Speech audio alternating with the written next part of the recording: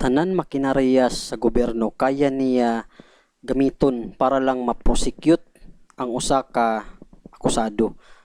Maunang pwede niya gamiton ang iyahang police power, iyahang ingnon ang mga katong tag-iya og CCTV nga ipa-release, ipa-record or i-produce ang mga footage diha sa CCTV.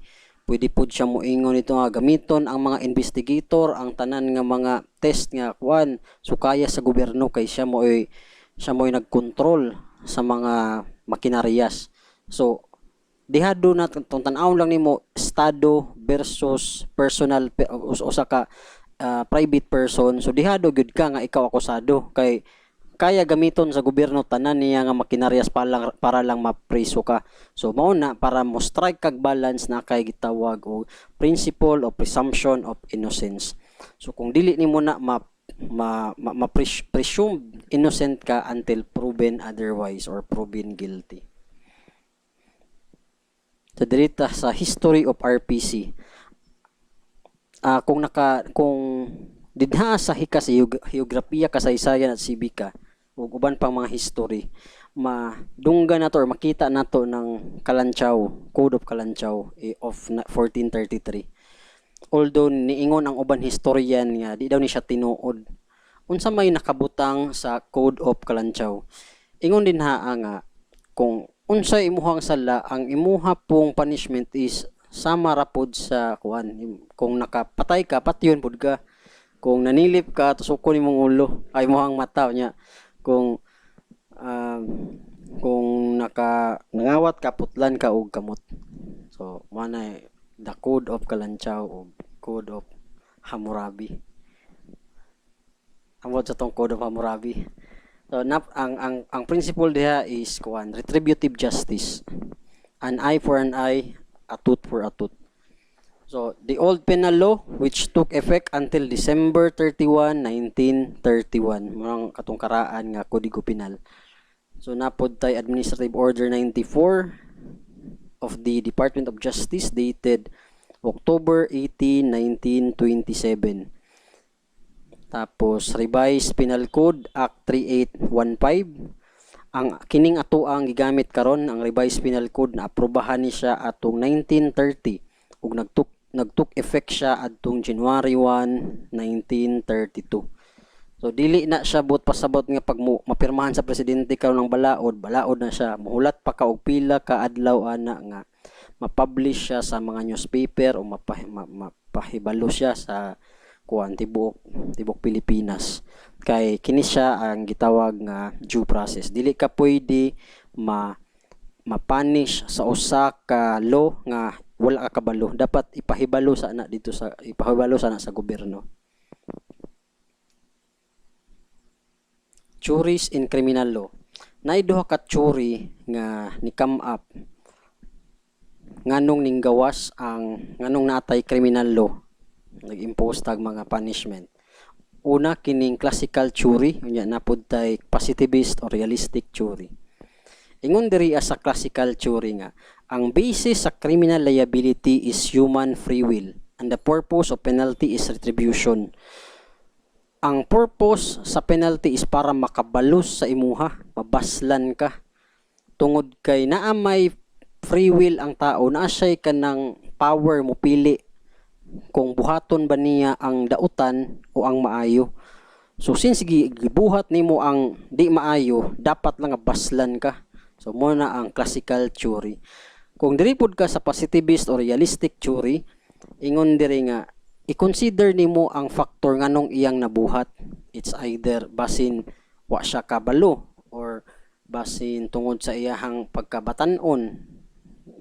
Bata pa siya, wa pa siya kasabot sa iyang gibuhat or iyahalang nasuko lang siya, nadunggaban lang niya tong isa tungod kay perti niyang suko kay giilog ang iyahang asawa sa iyahang kumpare. Ingon diri, man is subdued occasionally by a strange and morbid phenomenon which constrain him to do wrong.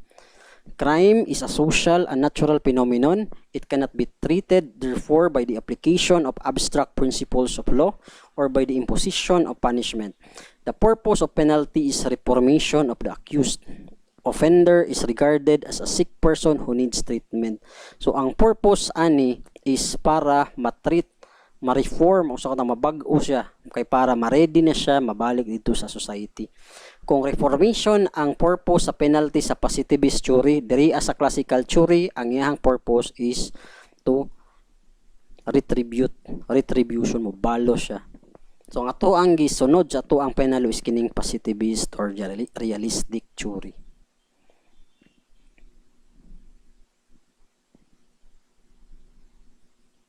So sa classical theory there is can't regard of human free will, wala i-consider ang human element. Diri sa positivist theory, offender is regarded as a sick person who need treatment. Masakiton siya nga dapat lang kanang tambalan. So mo na take effect ang revised penal code adtong January 1, 1932 unya na-approve ni siya 1930. Nganong na may isa ka tuig nga latang wala man take effect dayon. Tungod kay during this time naapay mga kuani kanang mga publications, naapay mapagpahibalo. So mo nang dugay. Ipahibalo pa para sa tanan. So felony, unsa kay ito ingon gayna, unsa kay felony? Tanang mga sala nga nabuhat nga gi-define sa revised penal code tawagon og felony. Pero kung ang sala nimo gisulti dito sa other than the revised penal code, ang tawag ana is offenses or offense. Kung ang imuhang violation is municipal or city ordinance, ang tawag ana infraction. So kung naka-murder ka, naka-robber ka, naka-rob ka, naka-homicide ka, ang tawag sa imuha felon. Tungod kay kana siya mga sala na aman sa revised penal code naka-define. So Article 3 definitions. Acts or omissions punishable by law are felonies, delitos.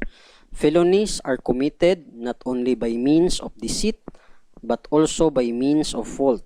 There is deceit when the act is performed with deliberate intent, and there is fault when the wrongful act results from imprudence, negligence, lack of foresight, or lack of skill. Kining deceit mo ni siya ang kining crime nato karon nga giingon kining dolo. Kining deceit base diri kung imuhang tan-aw ni sa kining lain nga subject ning deceit. Ang meaning ani is dili crime kundi imuha siyang giilad, imo siyang giilad. Pero diri ang deceit diri is nakahimo ka og kanang giplano nakay giplano nga buhat og kana siya naka-result og injury ngadto sa uban nga tao o sa laing tao.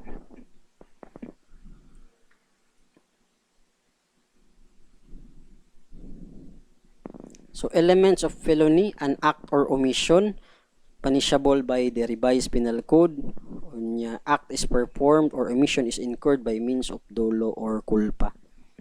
So unsa gani ning omission? Ang kining omission in other terms wala pagbuhat pero gi-require ka sa balaod nga buhaton. Unsa man ning act? Mo ni ang mga direct nga act nga gibuhat nimo mo nang nakasala. So ganina na atoy ang definition niya. Act is any bodily movement tend to produce some effects in the external world. Omission is an inaction, wala pagbuhat, the failure to perform an act one is bound to do.